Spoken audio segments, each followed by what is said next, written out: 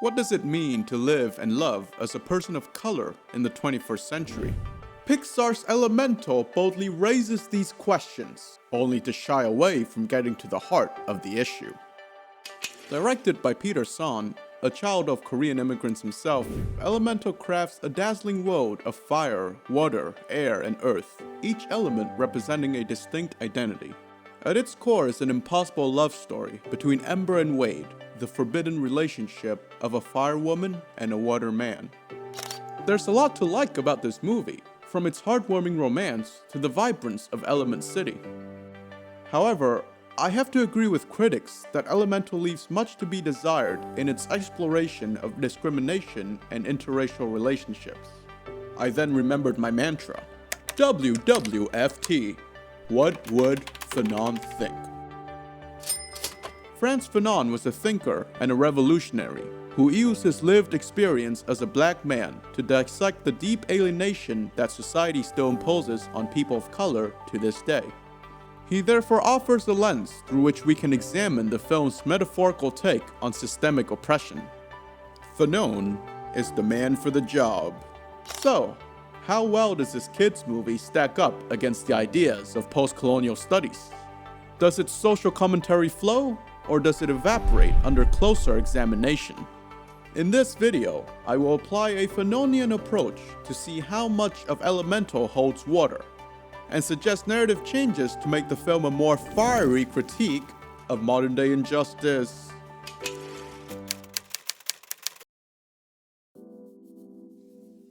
Elemental begins with Ember's parents, Bernie and Cinder, arriving in Element City. Although at first they are excited to start a new life, they quickly realize that this new country is not what they expected it to be. The city is completely hostile to their existence as fire people. The metro spills water everywhere as it travels across the city, and landlords reject them for fear that they will burn their houses down.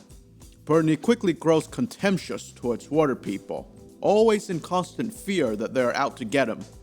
Eventually, Bernie buys a ramshackle building. Through hard work, he turns it into a bustling shop, servicing the ever-growing population of Firetown, a community separate from the other elements, especially water. Nobody waters down fire! Take this scene, for example, where Wade, a water person, finds himself in Bernie's basement. In order to hide his secret relationship with Bernie's daughter Ember, he pretends that he is there as a food inspector. What a transparent disguise. Seeing an opportunity to get the better of Wade, Bernie invites him upstairs, offering Wade burning spears of charcoal. Yikes. The charcoal blaze intense heat, and Bernie sees Wade trembling.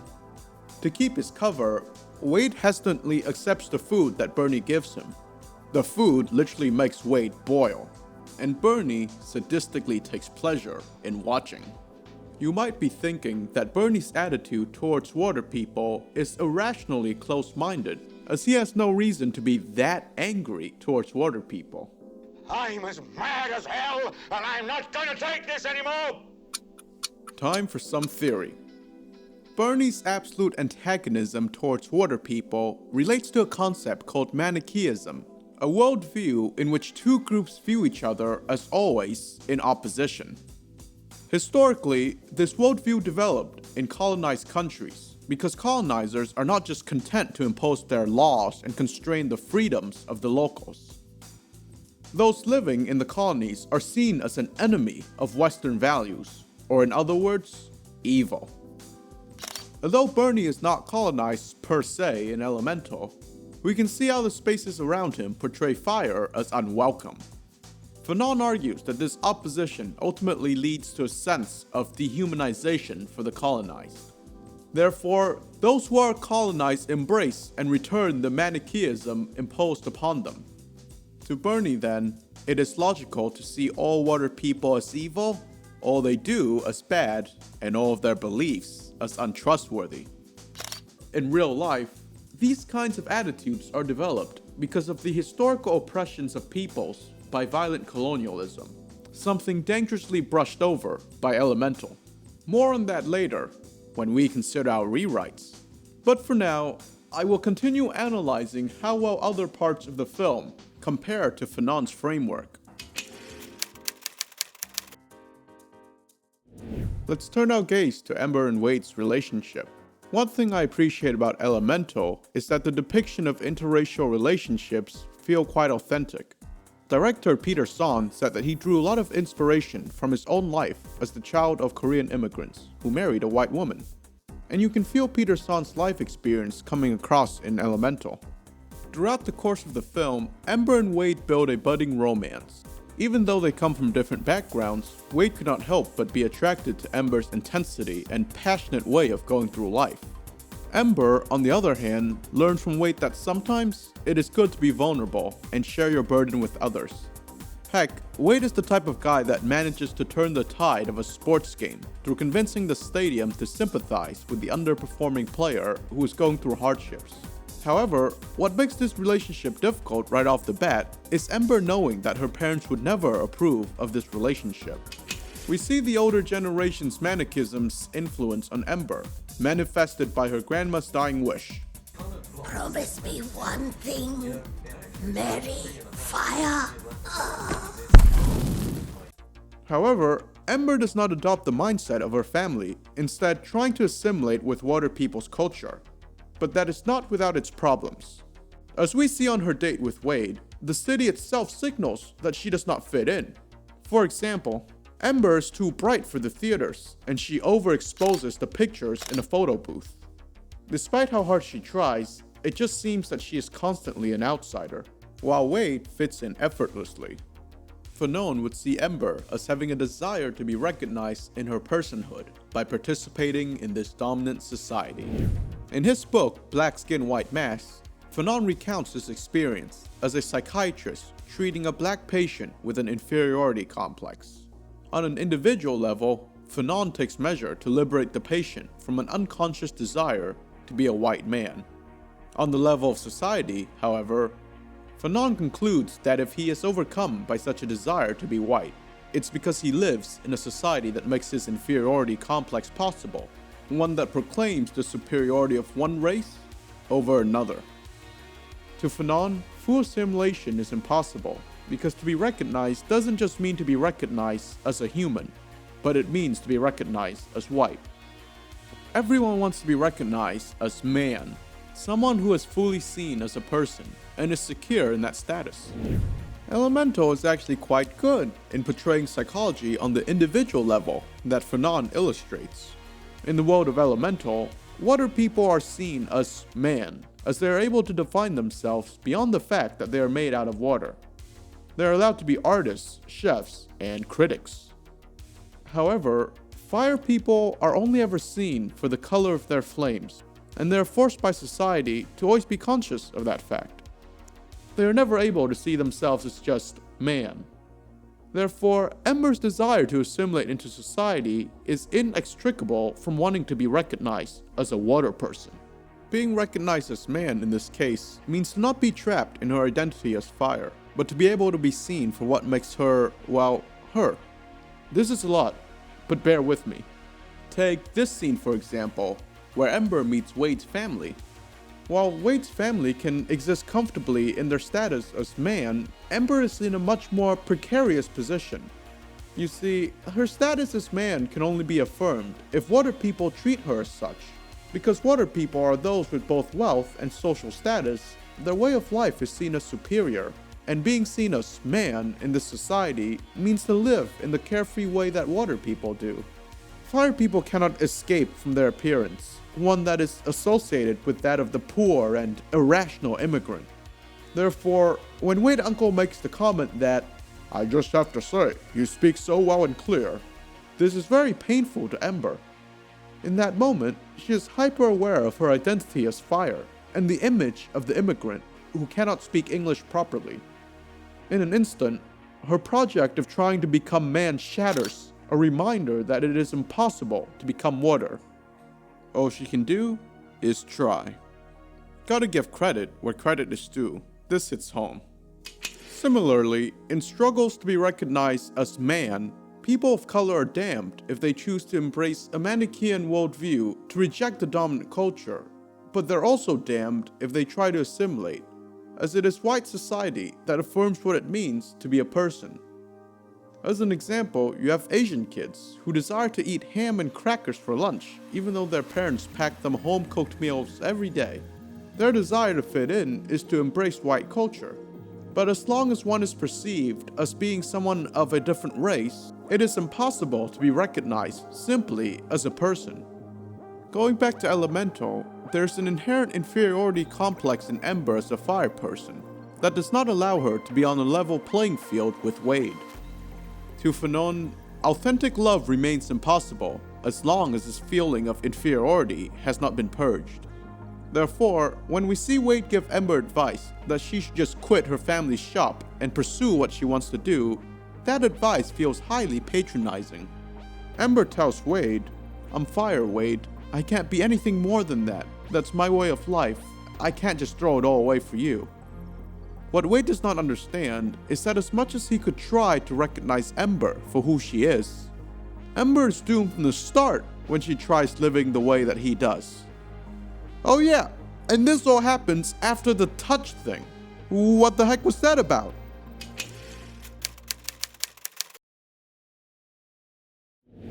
Brace yourself. Things are about to get Freudian. Throughout the entire movie, it is established that fire and water cannot touch. There's a fear that they will vaporize each other upon contact. But throughout the movie, there's also a sense of excitement, of not knowing what will happen if they touch. Will it be a catastrophic reaction, or would it be ecstatic beyond belief for the two of them to embrace? What if I were to tell you Fanon would consider these thoughts a masochistic fantasy for Wade? Whoa, you must be wondering, are we still talking about a kids movie? Yes we are. In Black Skin's White Mask, Fanon analyzes the sexual myths surrounding black men. He argues that black men's bodies were perceived as sexually dangerous, and that there was a fear of their hallucinatory sexual powers. However, this fear of black men, Fanon argues, also turns into a sort of masochism on the part of white people. You see, the fantasy is this: I want the black men to rip me open, as I would do to myself if I was in their shoes. This is referring to the guilty conscience of the white man who imagines what they would do if they were in the shoes of the oppressed black men, to take revenge on themselves, of course. You can see how this was written in 1952, when Freud was all the rage. My name is Sigmund Freud.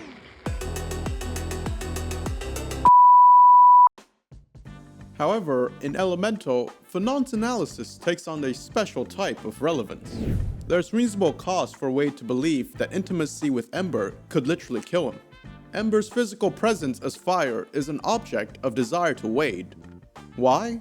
Because throughout the movie, Wade also has an internal guilt complex about being privileged, as he learns more about how his people have discriminated against Ember in the past. Therefore, one can interpret Wade's obsession with wanting to touch Ember as hinting at a hidden fantasy of being evaporated by her. He has a subconscious desire to be physically punished for his deep feelings of guilt. For Ember, this fantasy is not present. To her, she is locked inside her body as fire, to be an object of water culture's fantasy. So what happens when Wade and Ember summon up the courage to touch each other? Nothing. Nothing! I'm serious. This myth has been false all along, reflecting a society that both fears and fantasizes about fire. Similarly, Fanon explains that these hallucinatory sexual powers perceived in black men are just that, hallucinatory. These fantasies are mere elements of a racist popular imagination.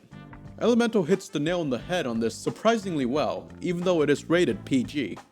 Although this is definitely a stretch and not intended by the director, I do think it is an interesting reflection of the real world. Fetishization relating to race is problematic because it traps people into stereotypes about their race. As we have seen, Elemental is pretty good at showing these problems on an individual-to-individual level. Unfortunately, the film starts to fall short once we consider that racism is structural and the result of a long history of colonialism. But let us fix that by reconsidering Elemental's plot point and making Elemental erudite. Alright, first off, the reason Bernie has to move to Element City needs to be changed. In the film, a storm comes to destroy his homeland, and he moves to find better opportunities for his family in the wealthier Element City. However, that makes Bernie's Manichean attitude seem far-fetched, because water people have not gone out of their way to hurt him. In real life, on the other hand, Europe colonized many countries and left deep histories of violence and exploitation in their wake. Fanon argues that a sense of divine right was needed to justify the differences in the status of the colonizers and the colonized during this period of economic exploitation. Systemic racism, based on skin color, was born out of this wicked need. Therefore, the Manichean worldview is much more understandable, as the colonized world was clearly divided into two. Fanon provides us with this picture of a European sector, built to last, all stone and steel, and the colonized sector, a disreputable place inhabited by disreputable people. Likewise, if Elemental was acknowledging the true cause of Bernie's Manichaeism, or good versus evil worldview, his home country would have been ravished by water people, looking to exploit the resources of Bernie's nation. Element City is the center of the colonial world, the metropole of the water empire, hoarding resources of all kinds in this version of the film. And Bernie, constantly made to feel dehumanized, does not play the game that the water people want him to, of fitting into their society. Bernie walks around with tense muscles, not because he is anxious or even terrorized, but because he is always ready to change his role in the world. He knows in his heart that there's no reconciliation possible after the violent exploitation of the water people. This leads me to my next problem with Elemental, when Bernie's Manichean worldview disappears easily when he acknowledges Wade and Ember's relationship. The problem is that this portrays racism as simply a matter of not getting along. Now, there's nothing wrong with Bernie expanding his perspective because of a personal relationship with a water person. Fanon even assert that as the revolutionary struggle progresses on, one has to give up their black and white worldview, realizing that not all colonists are evil, as many are willing to help the movements of the oppressed. The difference is that nothing in Element City is actually changing on a structural level. Bernie gives up a bit too easily in a world where what element you are is your class. All it takes for Bernie is the acceptance of his son-in-law to cease his opposition against the social alienation of the fire people. The movie seems to claim that the solution to racism is not to address systemic issue, but for everyone to just calmly accept the status quo. If it were up to me, Bernie would take the steps to educate Wade and push for political changes in Element City. Father and son, hand in hand, recruiting people of all elements to fight for their new liberation movement. Now that's an idea for a sequel. Next, what about Ember, who wishes to be recognized by assimilating into water society? This wish is flawed, and to understand why, we must understand how others play a role in our self-recognition. According to the philosopher Hegel, whose ideas were very influential to Fanon, self-consciousness attains its satisfaction only in another's self-consciousness. In other words, Hegel claims that recognition is a life-or-death struggle, where one has to impose on another in order to be recognized as man. Bear with me. Here's an easy way to understand this. Imagine you are a kid being bullied in elementary school. You're seen as being wimpy, and everyone just kinda avoids you at recess. Over the summer, you learn Kung Fu and come back to fight this bully. Everyone cheers you on for taking a big risk of being beaten up.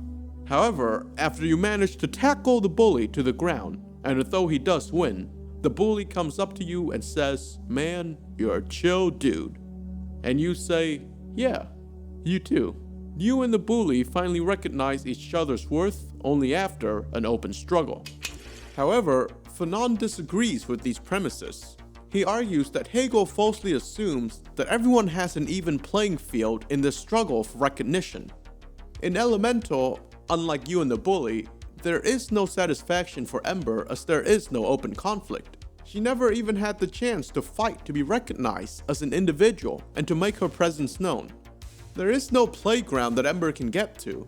She's instantly stereotyped every time someone sees her by her element as fire, and she gets no chance to resist in day-to-day life. As Hegel would say, she has not attained the truth of this recognition as an independent self-consciousness. Fanon argues that people are firstly seen by others for their race, not for their humanity. White people are secure in their humanity or recognition as man, and they recognize non-whites not fully as man when there has not been a true struggle. In elemental terms, Ember is doomed as someone who is always trying to get recognition as man from the water people, and always failing to do so. Unless she does something drastic, like starting a revolution. Elemental therefore leaves much to be desired. As in Ember's case, it once again urges us to embrace pacifism in a society where the racist status quo is unchallenged. The ideas I've brought up may not make for such a great kids movie, but hey, that's why I'm not at Pixar. I only run this humble YouTube channel. However, I think Elemental's portrayal of racism is at best wishy-washy, and at worst, a dangerous message to send children. The film brushes over the history of colonialism, reducing the topic of racism to a mental attitude rather than a material condition. Yes, the film does acknowledge the class disparity between fire and water, but I do not think it does so extensively enough. The plot point of Wade's mom giving Ember a glassmaking job almost touches on these subtler forms of racism, but it's ultimately wasted. During the dinner scene, Wade's family observes Ember fix a broken jug using her glass-shaping ability as a fire person. They are immensely impressed, and Wade's mom offers Ember a prestigious internship. However, what we are observing here is not something to be entirely celebrated. According to Fanon, the perfecting of the means of production inevitably brings about the camouflage of the techniques by which man is exploited, hence the forms of racism. In simple terms, formally abolishing racism on paper is profitable because that means that more people can become part of the capitalistic economy. That doesn't mean, however, that racial inequalities are not still there, but they are simply absorbed into the fabric of society. It is true that Ember lives in a situation that is far removed from the direct discrimination that her father Bernie experienced. But we must also question if it is out of respect for fire people as man, or if supposed advances in equality are feeding into production needs. Ember, after all, has a valuable skill, and to make her skill productive toward her society, Wade's mom is willing to give her an opportunity for social advancement, only at the cost of her own exploitation. Thank you very much for watching, and I hope you found my analysis erudite. The works of Frantz Fanon provide valuable insight into the alienation of people of color in modern society, and what it means to revolt against the status quo. Fanon's ideas have been highly influential in liberation movements, as he breaks down complex systems of oppression to help people of color fight against them. I would highly recommend checking out Fanon's book Black Skin White Mask if you like the ideas I brought up in this video. If you liked how this video flowed, please consider subscribing for more fire videos. Or if you thought that there were parts that were dry, or something sparked your interest, feel free to comment below. Okay, I'll stop now.